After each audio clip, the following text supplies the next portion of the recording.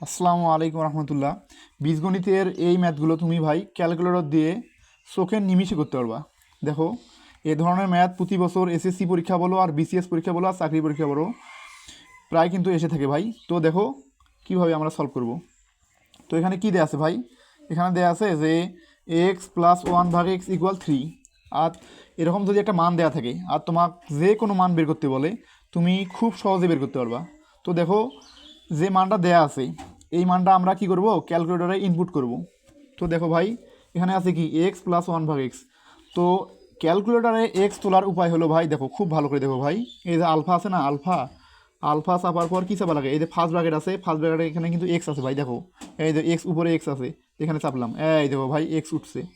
X plus one ভাগ x. X কীভাবে তোলে?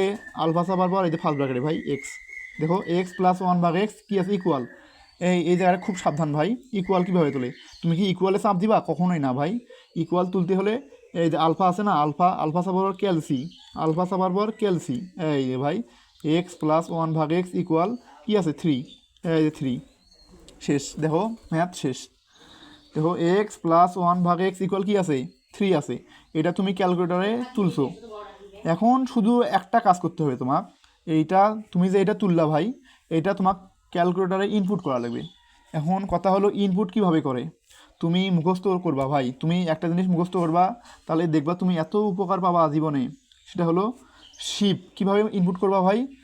মুখস্থ করো যে শিফট ক্যালসি ওয়ান ইকুয়াল শিফট ক্যালসি। এটা আমি মুখস্থ করছি ভাই, তুমিও মুখস্থ করো যে কি shift calc one equal shift calc, shift calc one equal shift calc, shift calc one equal shift ক্যালসি।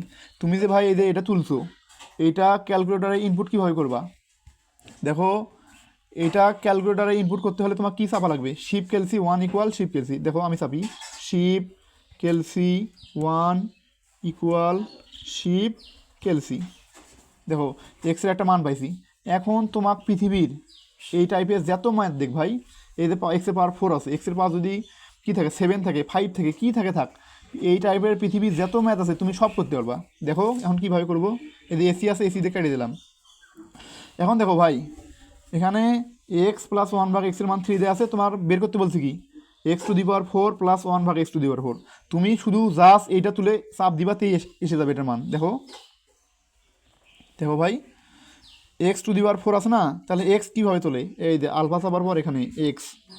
পাওয়ার কীভাবে তোলে ভাই? এই যে ক্যাপ আছে না ভাই, ক্যাপ, এই যে ক্যাপ, এই ক্যাপটাই হলো পাওয়ার, এক্স পাওয়ার 4। দেখো এক্স পাওয়ার 4 প্লাস এই যে প্লাস ওয়ান ভাগ এক্স পাওয়ার 4। এই দেখো এক্স পাওয়ার 4 প্লাস ওয়ান ভাগ এক্স পাওয়ার 4, এটার মান বের করতে বলছে না ভাই? তো এটা ইকুয়াল আমরা দিব, ইকুয়াল দেবো, এই যে ইকুয়াল দিলাম, এই দেখো 47 বের হয়েছে। তাহলে এটার মান কী হবে ভাই? 47 হবে এটার মান।